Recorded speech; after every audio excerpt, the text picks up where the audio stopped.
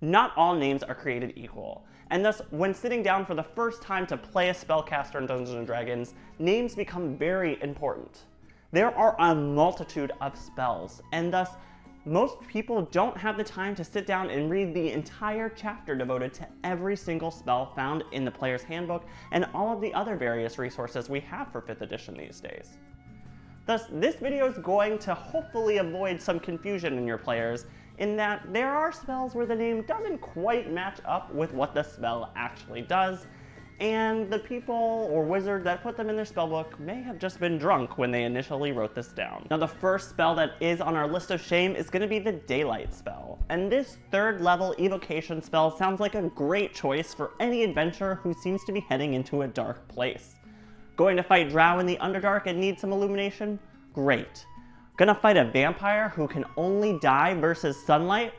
Perfect. Wrong.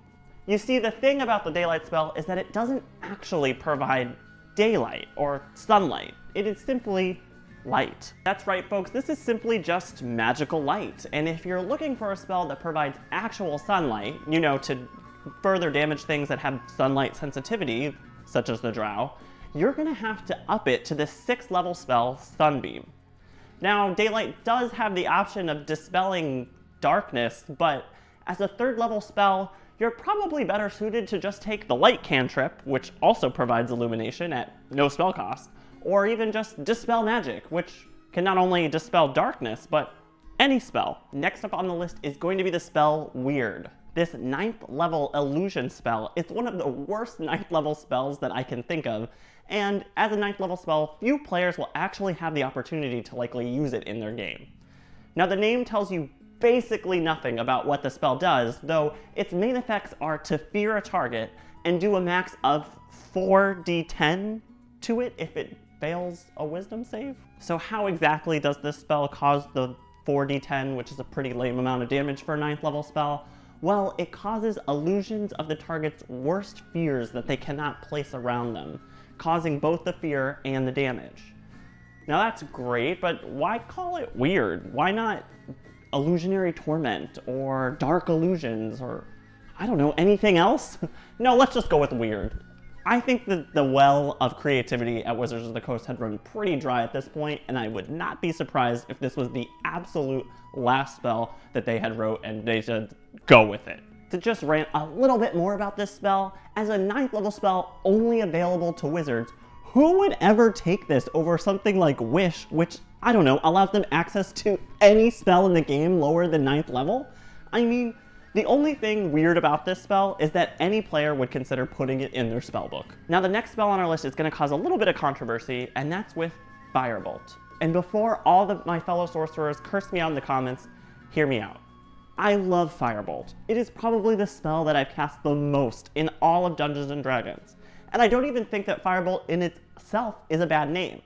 However, pretty much every magician, sorcerer, whatever I know who takes Firebolt also takes the spell Fireball. Firebolt, Firebolt, Firebolt, Fireball, Firebolt, Fireball. Basically every turn, whoever casts a spell, the entire party says, "What? You want to cast a fireball in the middle of this orphanage?"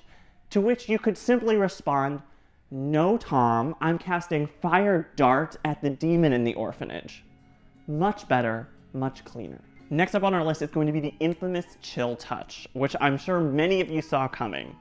Now, this necromancy cantrip is here because not only is it not a touch spell, given that it has one of the longest ranges of any cantrip in the game at 120 feet, but it's also not a cold damage spell, but rather necromantic. While I understand the Chill of the Grave argument, as a skeletal hand is produced from the magic and touches the creature, why name it this to needlessly confuse people? Especially as a cantrip, this is going to be one of the first spells that players use in Dungeons & Dragons, and you're potentially turning people away for making it needlessly complicated. There have been many suggestions for alternative names, such as White Hook, Lich Slap, or Spooky Hand. Literally anything, and I would welcome all of your renames in the comments below. Now, rounding out our short list of shame is going to be a spell that used to make sense in previous editions of Dungeons & Dragons, but just doesn't quite anymore in our modern game, and that's going to be protection or detect good and evil. This first level abjuration spell allows the caster to protect the party, potentially, from one type of creature, whether that be undead, celestials, fiends, devils, you name it. And afterwards, they're still open to all attacks from any other evil creature or any other good creature. Now, the reason for this misnomer is that previously in editions, you could name a certain alignment and obtain protection from all types of creatures who share that, even if it were, let's say, an evil celestial or a classic evil devil. Now, protection from certain types of creatures, regardless of their alignment, doesn't quite roll off the tongue, but I would argue that detection from insert creature here works much better. And that's going to wrap up our list of the 5 worst named spells in Dungeons & Dragons. Like I said before, please leave any of your renamed spells down in the comments below, as they're always good for a laugh or even to be used in your tabletop games. As always, please leave a like, favorite, or subscribe, and I would love you, love you, love you forever if you do any of those things. I'm RPGMD, writing you a prescription on all things dice, dragons, and gaming, and I'll be seeing you guys next week.